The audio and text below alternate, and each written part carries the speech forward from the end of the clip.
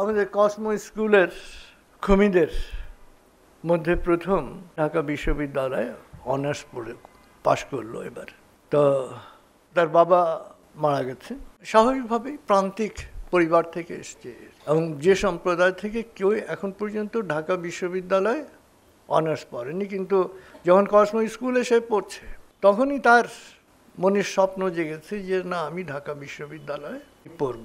এবং ঢাকা বিশ্ববিদ্যালয়ে ভর্তি হওয়াটা কিন্তু খুব চ্যালেঞ্জের ব্যাপার, এবং অত্যন্ত সফলভাবে অনার্স পাশ করেছে। কেন? কারণ সে চ্যালেঞ্জ নিয়েছিল বৃত্ত ভাঙার। তার কাছে লক্ষ্যটা পরিষ্কার ছিল যে আমি এই করব, আমার সম্প্রদায়ের থেকে আমি প্রথম এই কাজটি করব।